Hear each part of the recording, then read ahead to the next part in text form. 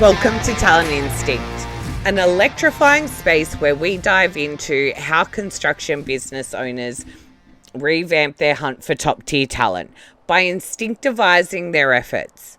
It's time to spice up relying on systems and processes and discover prime insights on how to smartly apply their most important aspect, their instinct, as well as intellect, to pinpoint individuals who don't just fit in, but flourish.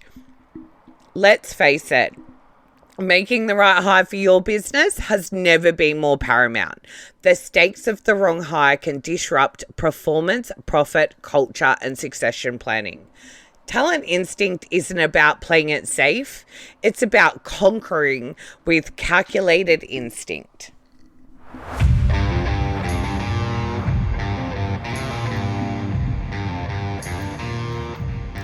Hey guys, thanks for tuning in again to this week's episode of Talent Instinct. Obviously last time, went on about the frustrations of owning a business and the staff that we have to deal with. And this week though, I want to flip side it. I want to be nice. I want to talk about what happens when you have good staff and why, or how I get good staff and how I sort of build that trust with them. I'm going to give you a bit of a story. So anyone that knows me knows I love my stories. Always got a story. So I had a electrical client years ago, and there was one particular site. It was like a building, demountable buildings, and everyone, for some reason, of their electricians thought they were being punished if they were being sent there. They weren't. It's just that when they didn't have commercial work and on-site, construction work, they'd be sent there to keep them busy. Apparently that was a punishment. Okay, cool. So they said to me, we've always had trouble, building people there, blah, blah, blah. Fast forward, I built a whole team, put a site supervisor on there and everything. They loved working there because I helped build the team. And they asked me, how did I do it? And I went, well, I tell them what's expected. And I let them know what they'll be doing. And I ask them, what are they looking for? Like, what's going to work for them? And then I found the people for them that match. I am a matchmaker, guys. That's what I do. And I do that by talking to people and finding out about them. So I want to know, I want to have a chat with them. I want to find out, I know you're not supposed to, but I want to kind of find out how old they are, because that just tells me where they're at in life. Have they got a young family? Are they trying to go away? Where are they at? Are they at the stage where they've been in the game a while and, they still want to be physically fit, be more of a supervisor? Do they want something a bit more mentally challenging? Where are they at in their life? Because that helps me talk to people and, match them to particular jobs. Today I spoke to a guy that worked for me before, by the way, shout out. He's a great worker, great person. And I'm hiring for my client, and I'm hiring a site supervisor. I'm trying to find them one. And after talking to him, felt bad, didn't remember him. He remembered me. As soon as he told me who he was though, then I remembered. And I just remember him just being a great person. Anyway, fast forward. I'm getting distracted. The point is that, from talking to him, I was like, he's got 4 kids, wants to come back. And we spoke about this a couple of episodes again from mining and things like that. But where he's at, there are some, and this is where you've got to be careful, because even though we have these rules, then there are sort of a little bit slight kind of variations. But because he's worked for me before, anyway, he's got the right background, great personality, and he's used to running small teams. Everything just sounded like it was going to fit. but it's because I took into consideration where he's at life, what the client's looking for, and then he's going to have an interview because it's a full-time job. Then they can work out the details. That's for them to talk about and know that he is the right candidate for them.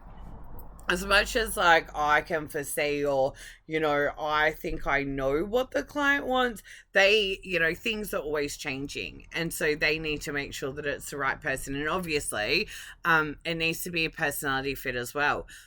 Ultimately, no matter what we do, like, someone can be fantastic on paper, and again, I know I keep on saying this, but fantastic on paper, but if they don't have a great personality that fits into your company, or you can't work with it, it's really not going to last well. I work in sales. People, like, there's that saying in sales, people buy off you because they like you. So you have to, you have to be able to show value to the person that you're hiring. Like, I always ask my clients, what's your culture like? What do you do? How are you different from other people? How can I get people invested in the position? How do you, like, if someone turns around and goes, okay, what is your business about? What Siteforce do? What does Talent Instinct do? Who are you?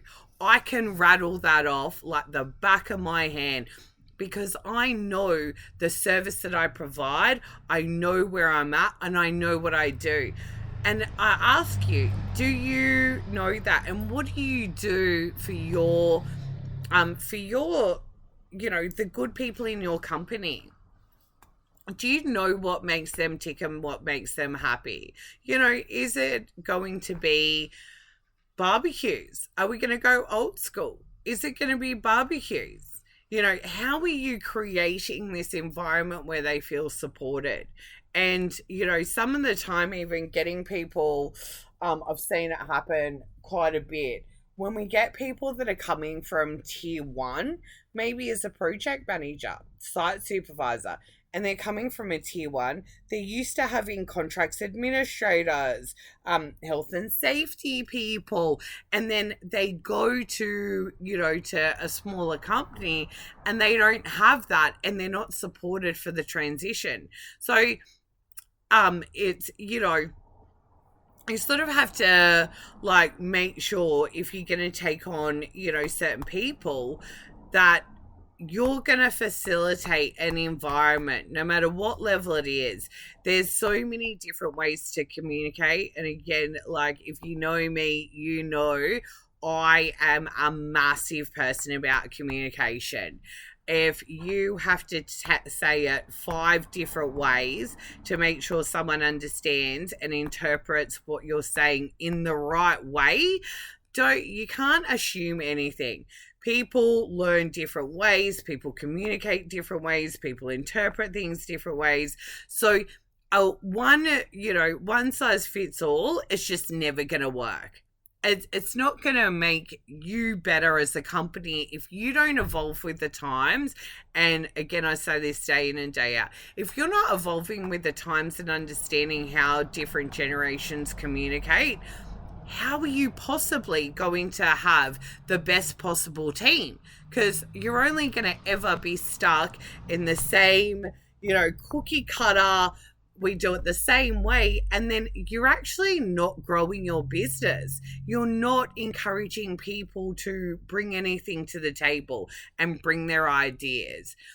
So what I always do is, make sure I'm understanding the bare basics of who a person is, where they come from, what's their, belief system, what are their, like, morals, what are their, because all of that is going to tell me that they are going to be a great hire. That's what I'm looking for. Let's, build some great teams for my client and, and get the best possible job. And it, again, helps the client evolve. It helps them grow. It helps profits. Win-win. Well, that's my episode. Like, that's what I wanted to talk about today. Thanks for listening. Next time, I'll be covering more insights and how I get great people. Thanks for listening to Talent Instinct. I'm Chantal Penny, and if you want more razor sharp insider info on instinctivizing your hiring game, then hit the subscribe button. Oh, and remember to drop a killer rating and review.